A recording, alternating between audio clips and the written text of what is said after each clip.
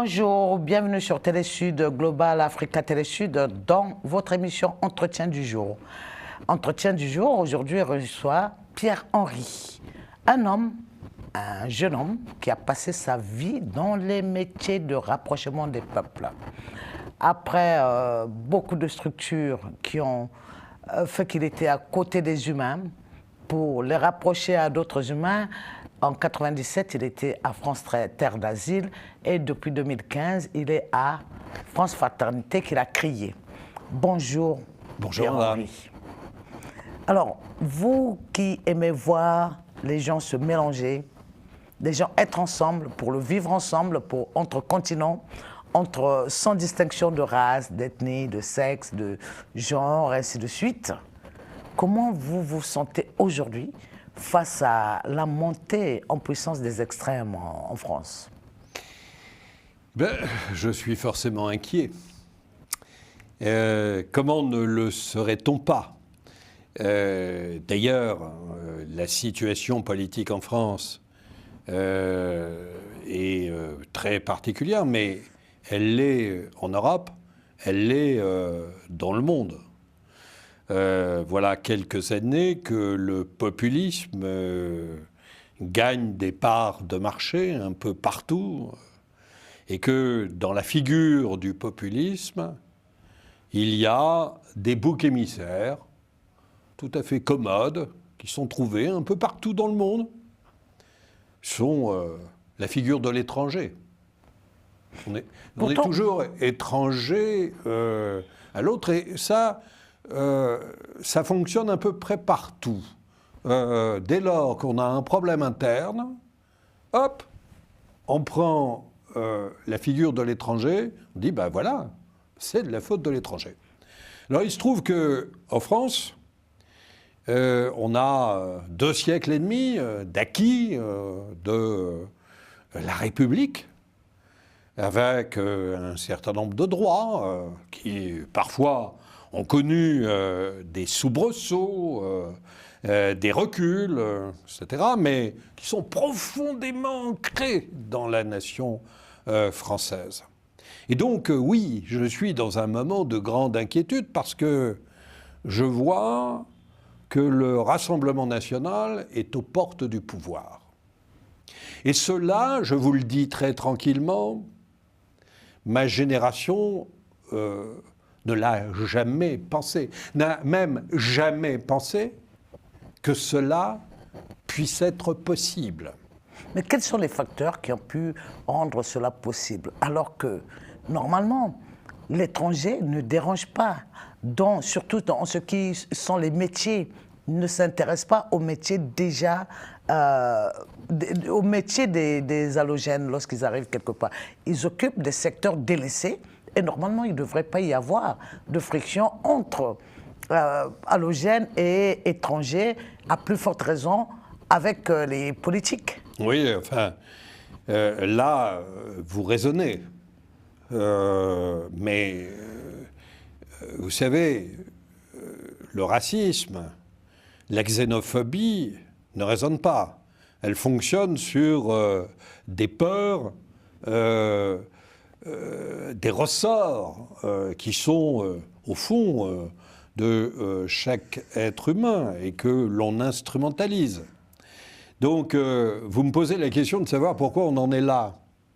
D'abord, on en est là parce que vous avez une situation internationale qui est extrêmement troublée sur un point de bascule et que cette situation internationale inquiète sur le fond nos compatriotes. Puis on en est là aussi parce que depuis près de 40 ans, les propos de l'extrême droite, finalement, n'ont pas été pris trop au sérieux.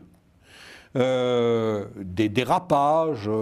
Alors non, mais tout le monde ne dira pas ça, hein, parce qu'on a vu qu'à chaque fois qu'un candidat veut réellement avoir de bons points, il cherche plutôt à aller en deuxième tour avec l'extrême droite pour espérer que les Français vont faire basculer les voix, non? Non, je ne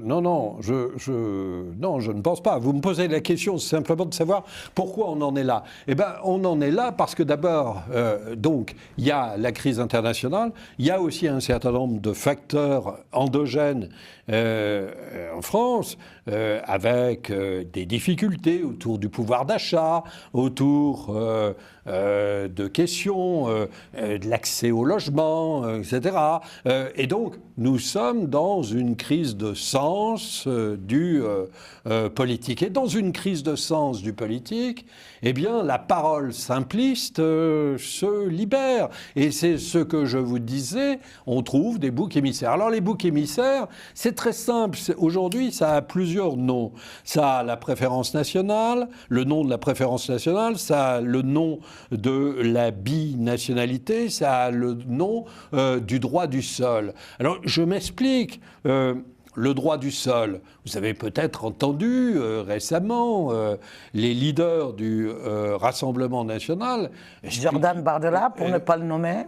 Expliquer que, oui, il faudrait peut-être remettre le droit du sol. C'est quoi le droit du sol? Ce sont des enfants qui sont nés sur le sol français, de parents étrangers, qui peuvent devenir français à leur majorité, avec un certain nombre de conditions qui sont des conditions tout simplement de résidence sur le sol français ininterrompu depuis l'âge de 11 ans. Donc voilà, alors on est en train de dire que des jeunes gens qui sont nés sur ce territoire, qui sont allés à l'école de la République, et ben finalement pourraient ne pas être français. Oui, mais on nous dit également aussi qu'ils ne peuvent même pas être européens avant d'être français d'abord. Oui, mais d'abord français. Qu'ils ne peuvent même pas bouger à l'intérieur de l'Europe avant qu'ils deviennent français. Mais deuxième élément, je voudrais développer sur la question de la binationalité. Vous savez, en 2014, Marine Le Pen disait il y a près de 800 000 Marocains et Algériens qui ont la double nationalité. Eh ben, il va falloir qu'ils choisissent. Diable, qu'ils choisissent entre le père et la mère. Finalement, bon, ils ont ripolliné la façade, parce que la conquête du pouvoir fait qu'on repeint la devanture. Et là, maintenant, c'est devenu que ceux qui sont binationaux ne pourront pas avoir accès aux métiers sensibles, aux fonctions sensibles. Voilà, et avec des propos tout à fait, mais c'est totalement absurde. Mais les métiers sensibles, tiens, c'est bizarre. Moi, je croyais que les métiers sensibles, c'était dans la santé publique, à l'hôpital. On trouve généralement beaucoup d'étrangers d'ailleurs. Évidemment, nos hôpitaux, ils fonctionnent avec qui? Avec un personnel qui est contractuel, qui vient bien souvent. On a eu ici, dans ce pays, un Premier ministre binational. Mais bien sûr. Manuel Valls. Oui. Bon. Mais je pensais que les métiers sensibles, c'était dans l'éducation nationale. Je pensais que les métiers sensibles, c'était même à la DGSE. Parce que, je vous rappelle que lorsqu'il y a eu une vague d'attentats, la DGSE, Direction Générale Surveillance du Territoire, elle a fait quoi? Elle a recruté un certain nombre de personnes dont les parents étaient d'origine étrangère. Pourquoi faire? Pour infiltrer notamment les réseaux terroristes.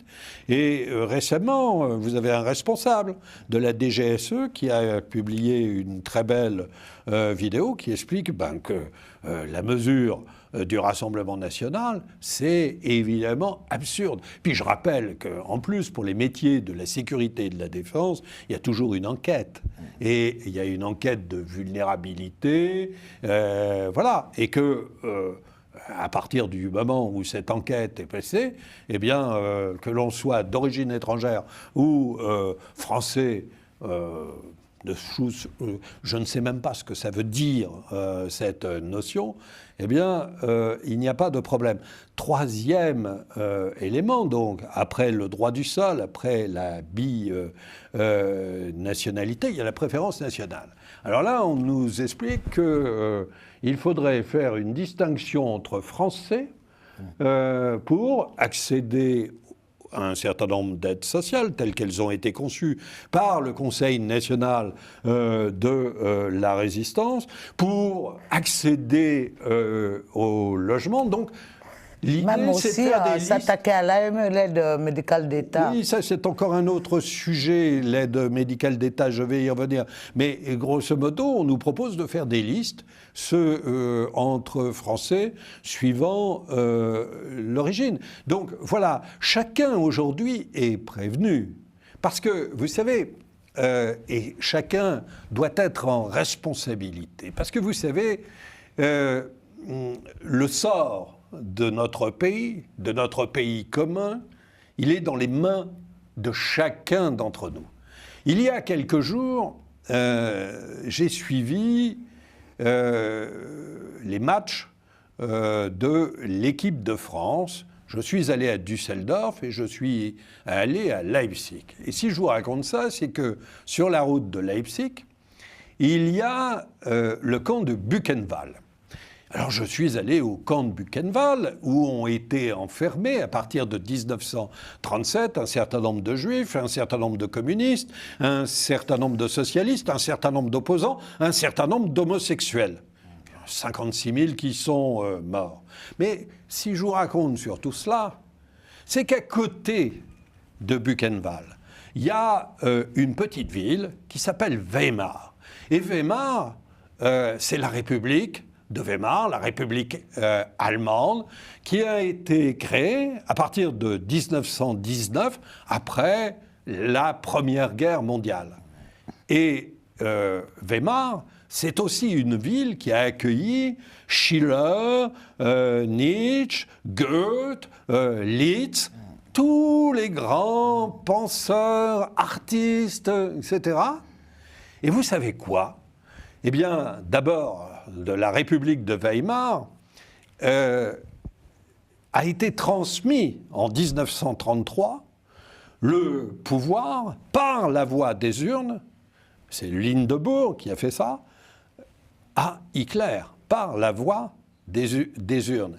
Mais surtout, ce que je veux vous dire, c'est qu'à Weimar, finalement, 9000 habitants ont travaillé, cette petite ville de 60 000 habitants, ont travaillé dans le camp de Buchenwald. 9 km, 9000 habitants, ils n'ont rien vu. Ils n'ont rien entendu du cri des suppliciés. Et quand je vous dis...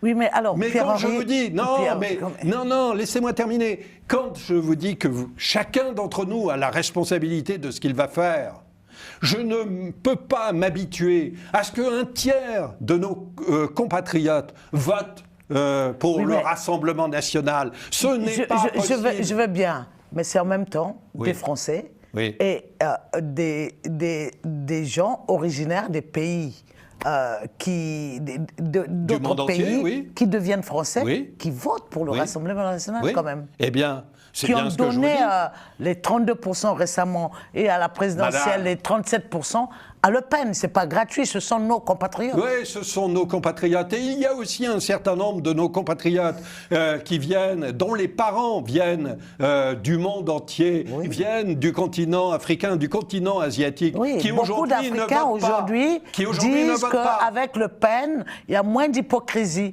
Avec Bardella, il y a moins d'hypocrisie que les autres partis qui ont l'emballage très, très joli, mais que l'intérieur est pareil. Non, madame, non. Voilà, je vous transmets ce que disent beaucoup d'Africains qui votent aujourd'hui RN. Écoutez, ce pays, il a des défauts, mais il a aussi une énorme qualité.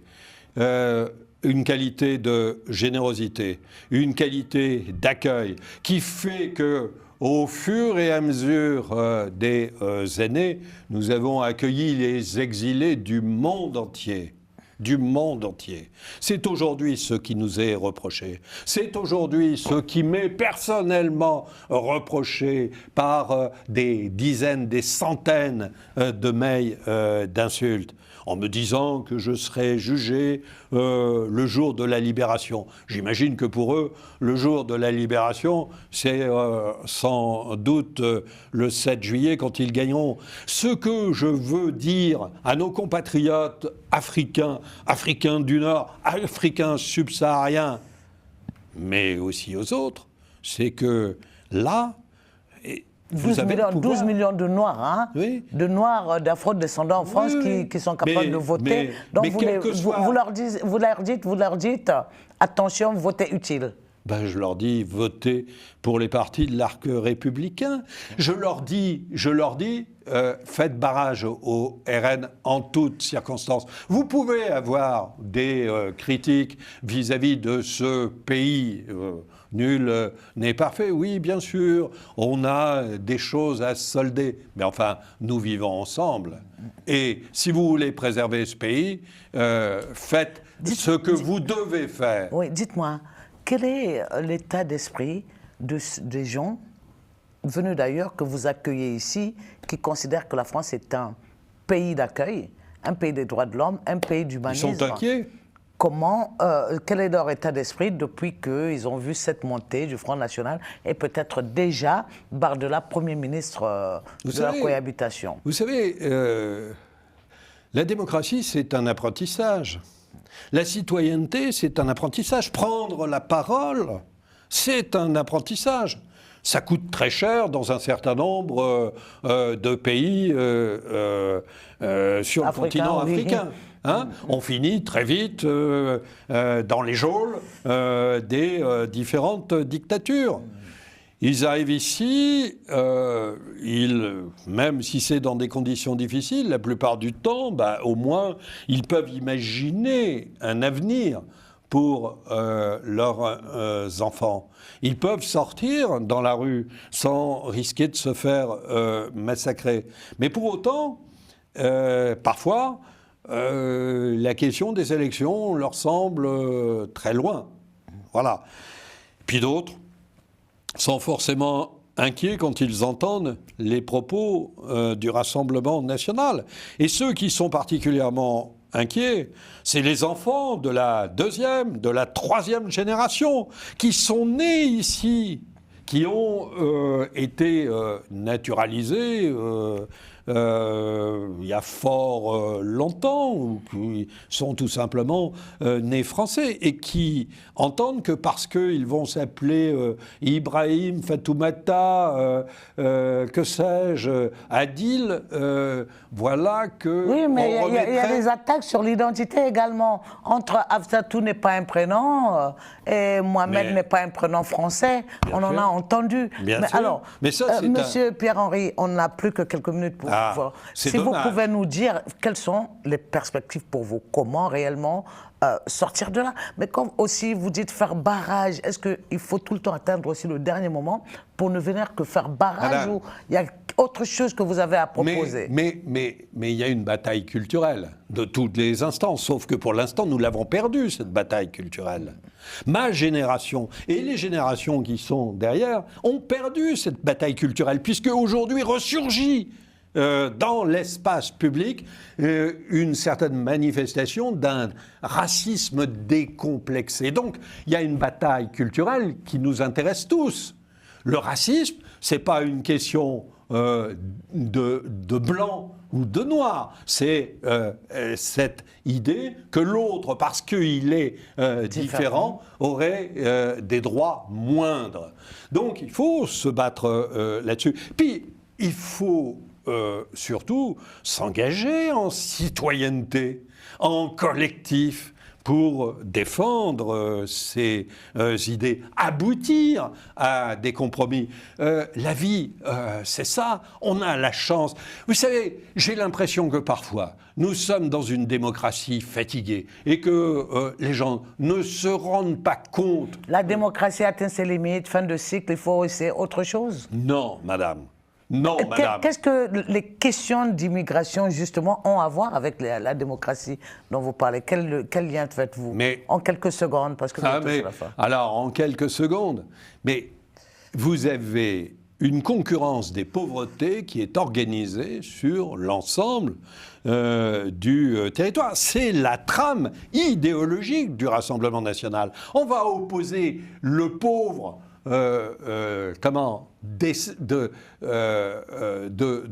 d'extraction française de souche depuis plusieurs générations. Comme les Tutsis ont fait avec les outils pour pouvoir minimiser. On n'est pas là. Non, mais ça commence comme ça aussi. Génocide. Ça commence comme ça. On cafardise l'autre pour pouvoir avoir une raison de... Et donc, cette concurrence des pauvretés entre les uns et les autres est une absurdité totale.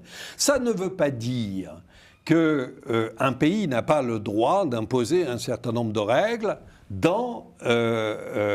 pour les personnes qu'elle accueille.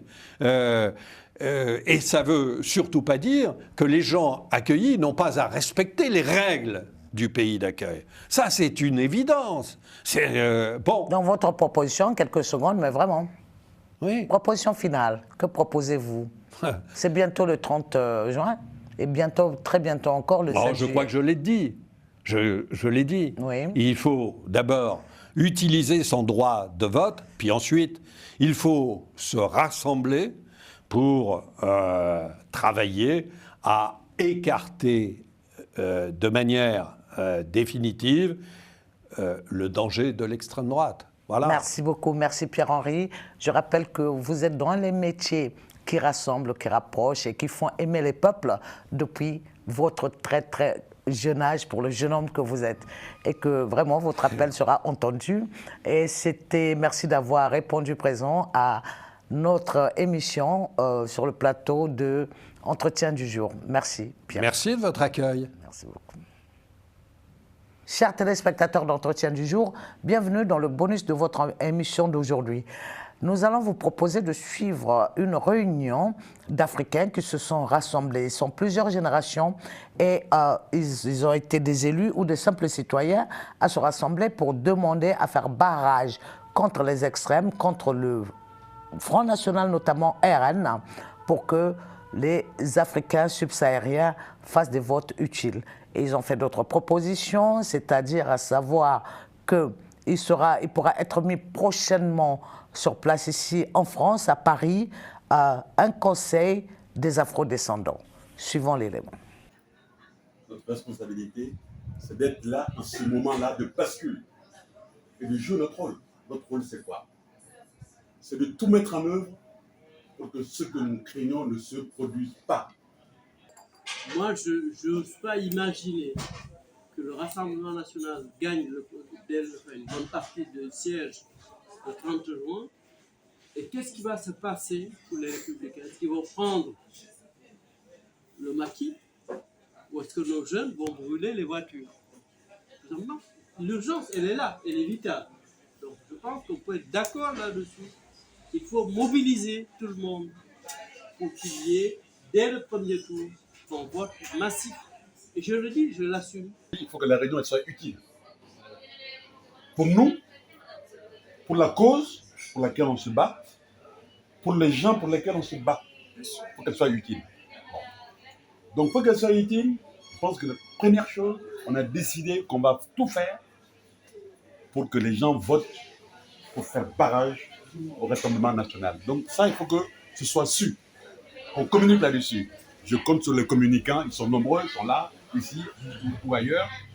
Première chose. Mais c'est très important. Il faut qu'on sache qu'aujourd'hui, à ce moment-là, à Paris, il y a des gens qui se sont réunis pour dire qu'ils ne sont pas d'accord et qu'ils veulent que les choses changent. Il faut que les afro-descendants, toute la communauté noire, se battent pour arrêter l'avancée du RN vers le pouvoir.